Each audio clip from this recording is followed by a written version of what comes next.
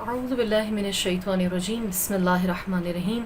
الحمد للہ رب العالمین وصلی اللہ علی محمد وآلہ الطیبین الطاہرین انما یرید اللہ لیذہب عنکم الرجس اہل البیت ویطہرکم تطہیرا اللہم صل علی محمد وآل محمد وعجل فرجہم۔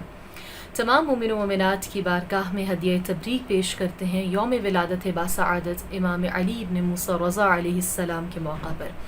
اور امام زمان علیہ السلام کو خصوصی تبریک پیش کرتے ہیں آپ کی بارگاہ میں، آپ کے حضور جو وقت کے امام ہیں، جو حجت الہی ہیں، امام مہدی عجل اللہ تعالی فرجہ الشریف۔ اور خدا سے اس موقع پر دعا ہے کہ ہمیں ہر جشن، ہر خوشی اپنے امام زمان کے روبرو منانا نصیب فرمائے، اور انشاءاللہ بتوسل امام رضا علیہ السلام ہماری بصارت و بصیرت نور امام زمان سے مشرف و منور ہو، اور ہم حقیقی معنوں میں زمینہ سازی کر سکیں ظہور امام مہدی کے لیے، اور کوشش کر سکیں اپنے قلوب کو آمادہ کر سکیں ہر آنے والی اس ساعت کے لیے، ہر آنے والے اس مرحلے کے لیے، اس عرصے کے لیے کہ جس میں مجھے اور آپ کو اور ہم نے اپنی آنے والی نسلوں کو آمادہ اور تیار کرنا ہے اس حکومت کے لیے جو جلد ہی برپا ہونے والی ہے۔ اپنے گفتگو کا آغاز فضائل اور ولادت امام علی رضا علیہ السلام پر کچھ اشعار سے کرنا چاہوں گی۔ شاعر نے بہت خوب کہا، جو میں زیب منبر ہوں ان کی عطا ہے، جو میں زیب منبر ہوں ان کی عطا ہے، مجھے ہے یقین یہ رضا کی رضا ہے، ملی ہے مجھے راہ مشہد سے جنت، یہ راستہ مجھ کو سب سے آسان لگا ہے، ریاضت عبادت سخاوت شجاعت سمٹ آئیں جس میں وہ پے کر تیرا ہے مثل صدف تیرا روزہ اے مولا،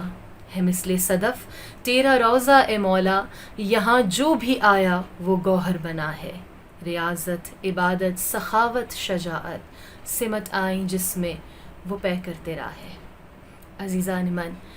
یہ حقیقت ہے کہ تمام تر فضائل اور کمالات کو اگر یکجا کر لیا جائے تو ہمیں ذات امام علی ابن موسیٰ رضا کی ذات نظر آتی ہے۔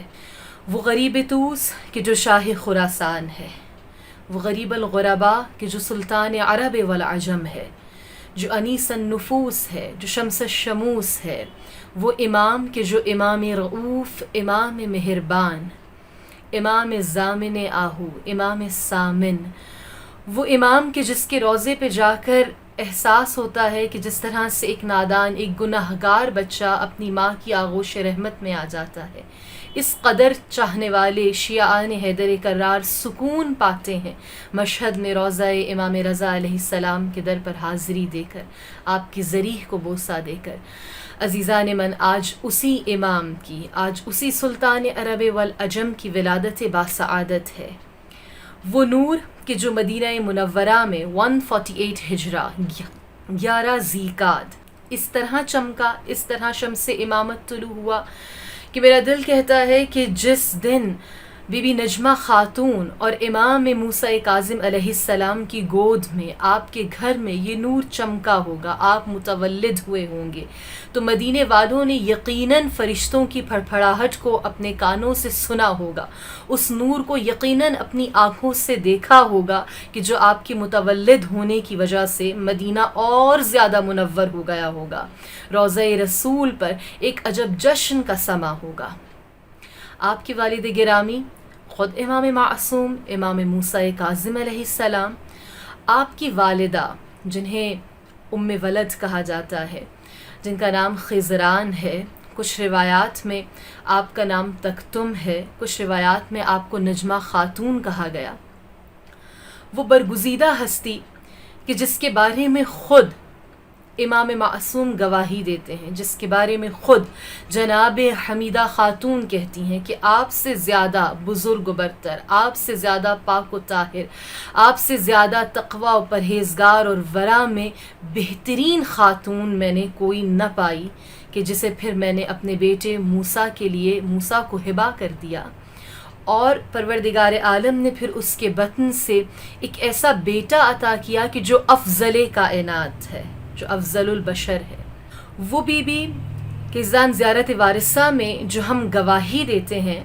ابا عبداللہ الحسین علیہ السلام کو لے کر کے، اور ہم کہتے ہیں کہ اشہد انک کنت نورا فی الاصلاب الشامخہ والارحام المطہرہ، میں گواہی دیتی ہوں کہ آپ کا نور پاک اسلاب میں منتقل ہوتا ہوا، پاک اسلاب میں رہا ہے، پاک ارحام اور بطون میں رہا ہے، اور منتقل ہوا رحم جناب فاطمۃ الزہرا سلام اللہ علیہا میں، یعنی جن صلبوں میں رہا وہ پاک و طاہر تھے، جن بطون میں رہا، جن ارحام میں رہا وہ پاک تھے، وہ منزہ تھے ہر طرح کی نجاست سے، ہر طرح کی پلیدی سے، جن کے لیے آیہ تطہیر کا نزول ہے۔ یہ فقط امام سید الشہداء، امام عالی مقام، امام حسین ابن علی کے لیے گواہی نہیں، بلکہ یہ گواہی تمام ائمہ معصومین علیہم السلام کے لیے ہے۔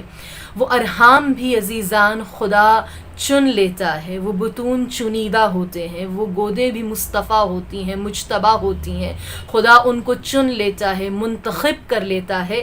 کہ جس میں اس نے نور امامت کو اتارنا ہوتا ہے، نور امامت کو پروان چڑھانا ہوتا ہے۔ یہ کوئی عام فضیلت نہیں ہے،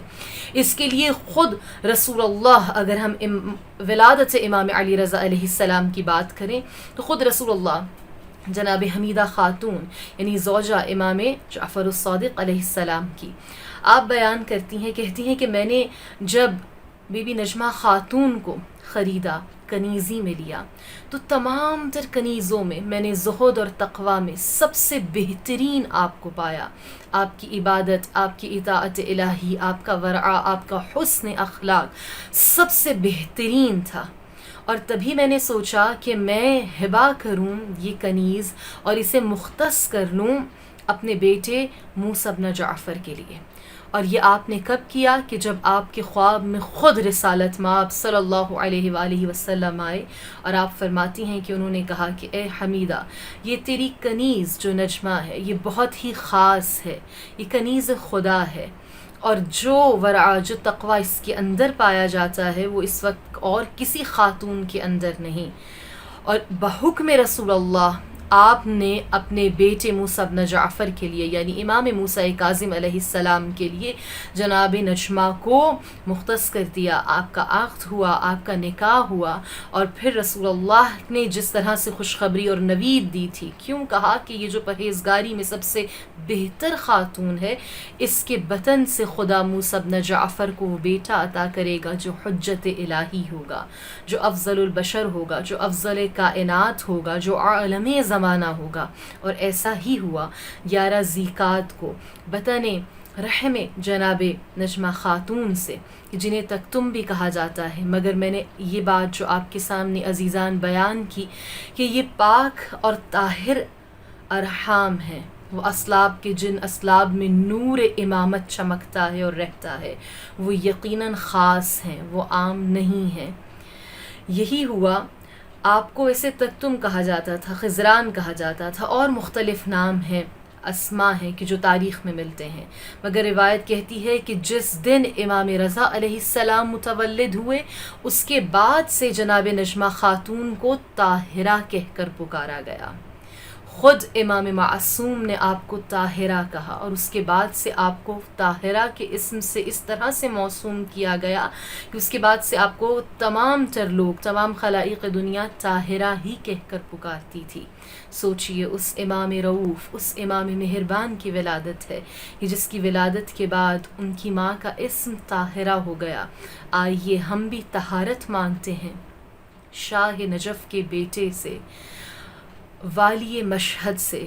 شہنشاہ سلطان عرب والعجم سے، کہ جس طرح سے آپ کی ماں طاہر، جس طرح سے آپ کے بابا طاہر، ایسی طہارت قلب کی، ایسی پاکیزگی افکار کی ہمیں بھی عطا کر دیجیے شاہ خراسان، کہ ہم بھی اپنے وقت کے امام کو پہچان سکیں، ان کی معرفت کو حاصل کر سکیں۔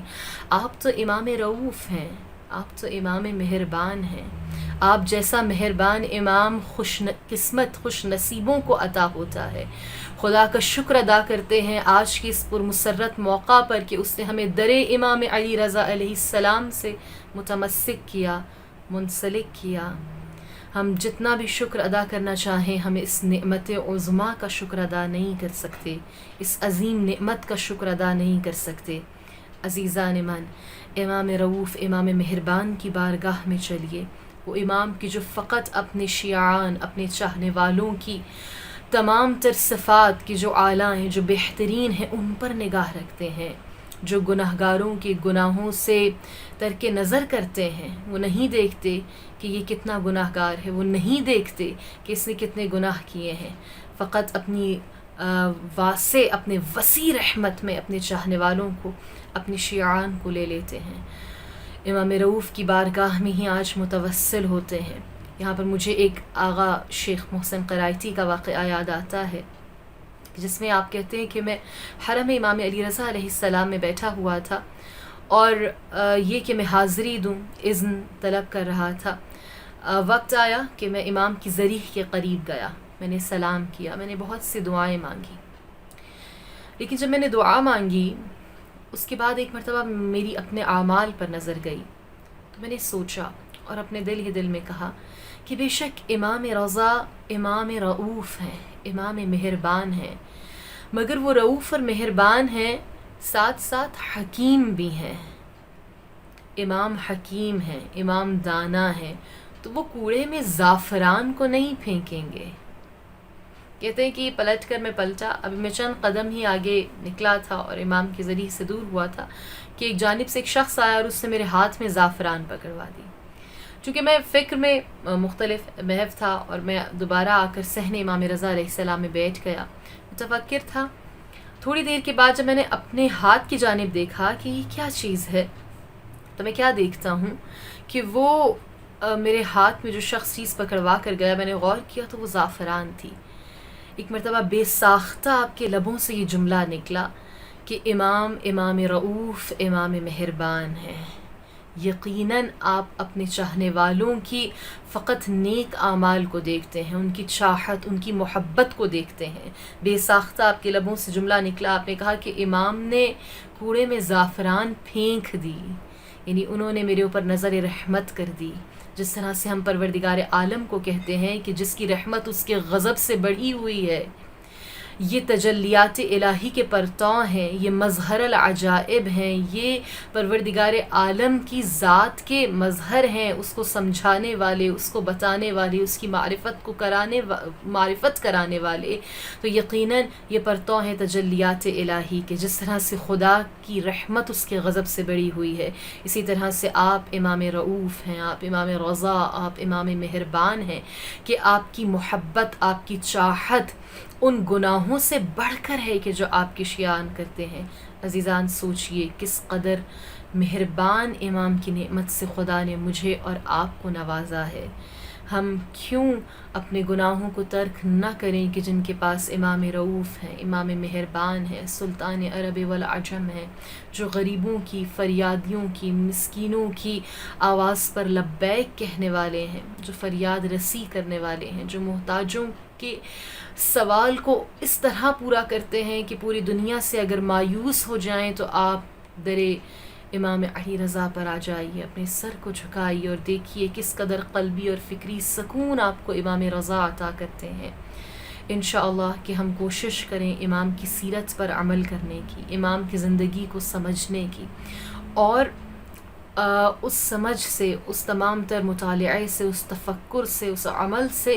ہم امام زمان علیہ السلام کے کام آ سکیں، اپنے وقت کے امام، اپنے وقت کے علی، اپنے وقت کے رضا کہ اس طرح کام آ سکیں کہ جس طرح سے آپ کے اصحاب باوفا آپ کے کام آئے۔ انشاءاللہ خدا